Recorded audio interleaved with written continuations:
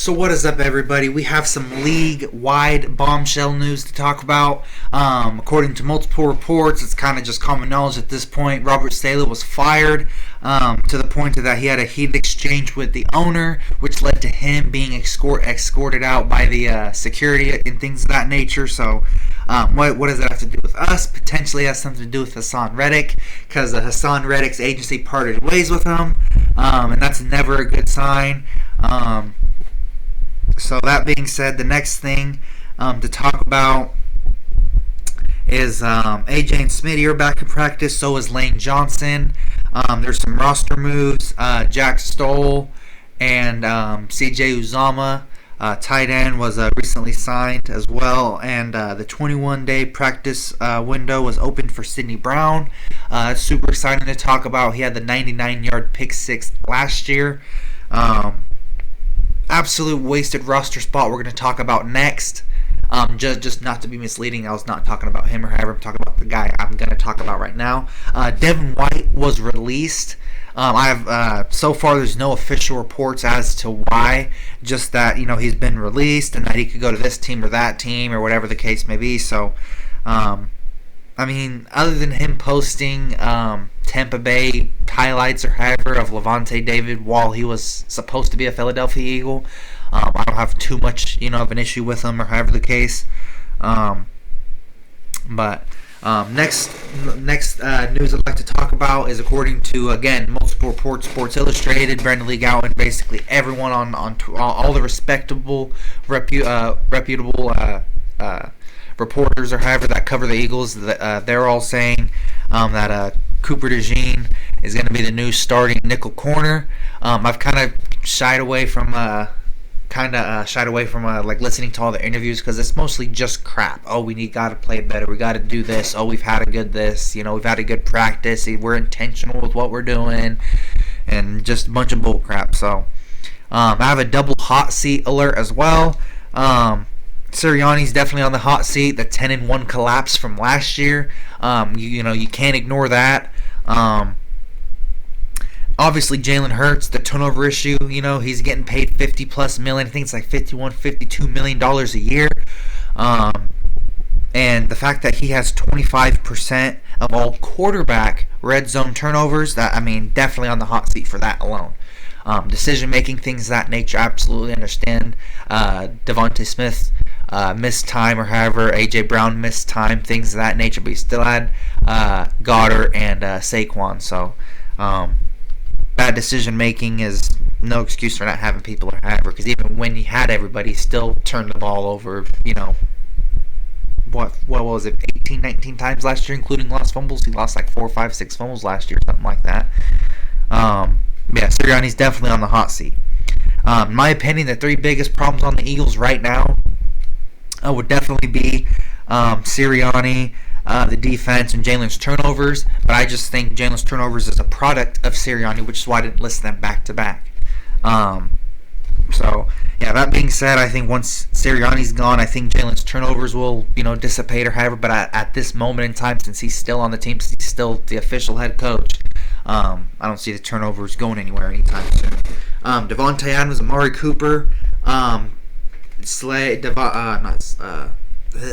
Darius Slay, and various others were reported to have either traded from the Eagles to another team or traded to the Eagles, as well as Max Crosby and many other names or however the case. But until we see more traction on it, then all I can report more on it. It's cool to see that that there's still rumors. It was radio silent there. There was no rumors, no nothing for a while there, but it looks like they're trying to get something done. It looks like about the trade deadline. But overall, next thing I'd like to talk about, we're gonna get into the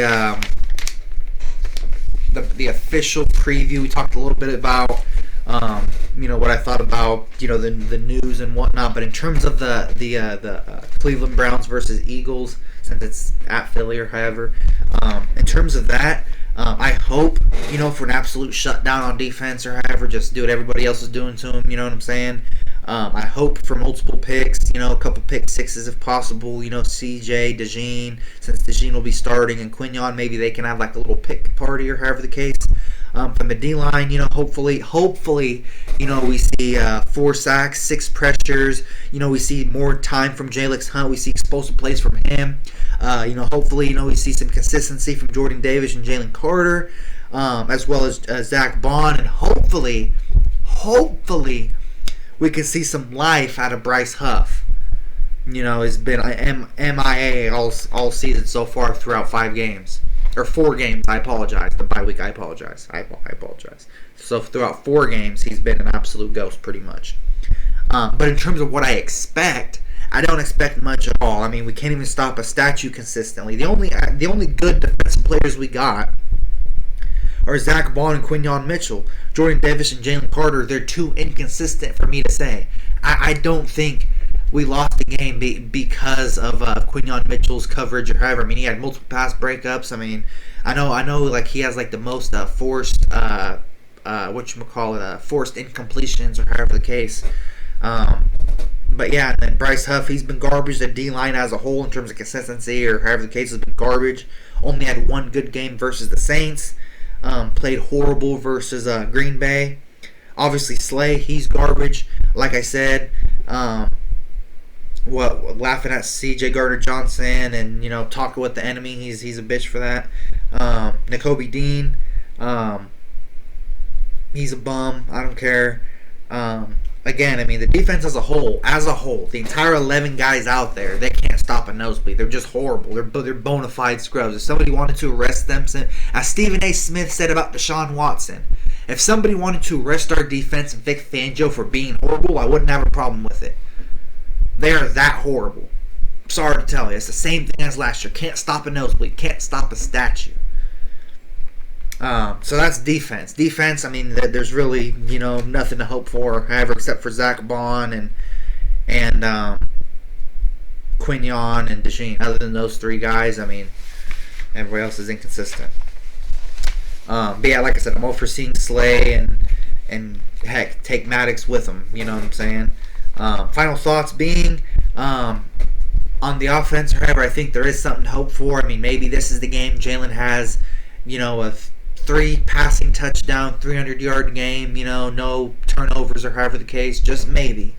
I mean, the only really good defensive player they got is Myles Garrett, and he only really has to worry about getting sacked by him. Other than that, I mean, I think Devontae Smith and A.J. Brown will give their secondary problems, as well as Goddard. I mean, I haven't seen him limping. I haven't heard no injury report for anybody else, so we still got Saquon. We still got Goddard.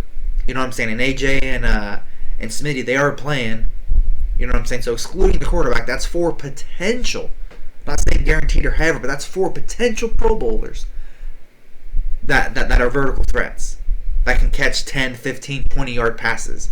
And all you need is 10 most of the time, unless you get sacked. But then again, Lane Johnson is coming back, and the win percentage with Lane Johnson.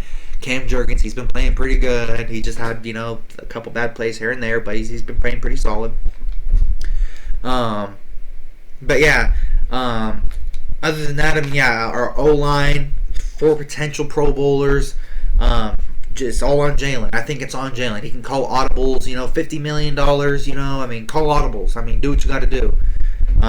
But in terms of the offense, I expect a lot of points. I mean, I don't know how Nick Sirianni's going to ruin it, but I mean, I just knowing how Nick Sirianni operates or however the case, this is arguably going to be our easiest matchup of the year. No game is easy, but matchup for matchup, who's going to be covering Devontae Smith and A.J. Brown versus the Browns? So, who's going to cover them? Who's going to cover Goddard? I like those matchups. I think Goddard, AJ, and Smitty can beat guys running down the field. Pause, no Diddy, just to be safe.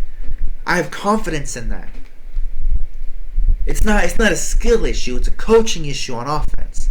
Now, on defense, it's a weak-ass scheme and soft-ass players. You know what I'm saying? And one-year wonders. And a bunch of busts. And 3 good players. That's it. 3 out of 11? What about the other 8? 8 plus 3 is 11. Just saying. But yeah, I think Nick's egotistical play calling severely hurts Jalen Hurts. the most, which obviously cripples the team as a whole, or however, it makes it look like he can't read a defense. The whole thing, when he was under Shane Steichen, he was reading the defense just fine. That's what I was seeing. He was reading the defense just fine. But I admit, under Nick Sirianni, it looks like he can't read a defense.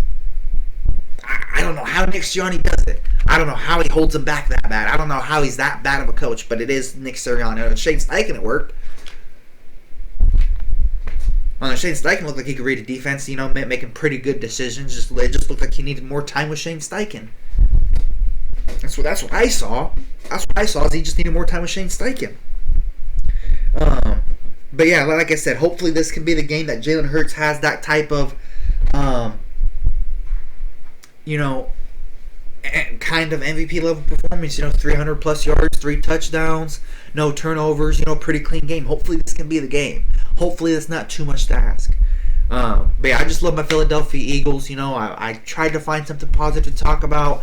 All the guys are coming back. You know what I'm saying? Lane Johnson, AJ, Devontae. You know what I'm saying? Paris Campbell. I believe he was signed to the active 53 as well. And like I said, Hassan Reddick, he and his agency or however that represented him or however they parted ways. So, I mean, that's never a good sign. So, yeah, defensively, I'm not going to lie. I think we're screwed. I'm not going to lie to you. I'm not going to try to sell you all on something I don't believe in. I'm not going to lie to you guys. That's my honest opinion. I think defensively we're screwed. Unless, there's a big mentality change on defense. You know what I'm saying? I think we're screwed on offense. The only hope we have is if Nick Sirianni's fired or if he takes his hands off the playbook. That's really all I can say. And then if Jalen can play better.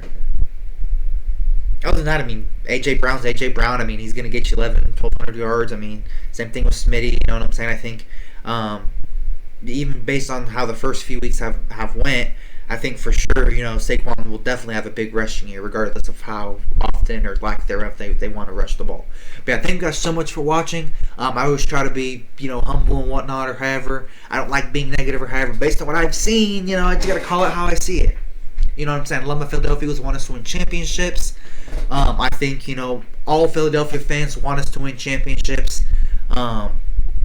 Some are just tolerant of garbage play, like, oh yeah, it doesn't matter, kiss their butt even though they're garbage, and some, are realistic, like, hey, we're not playing good, this probably isn't our year, we got to change this, and this, because it ain't working, and I respect all, everyone deserves their own opinion, you know what I'm saying? Me personally, I think if you don't have a chance at a Super Bowl, the season's over. That's my opinion. If you don't have a chance at winning a ring, the season's over.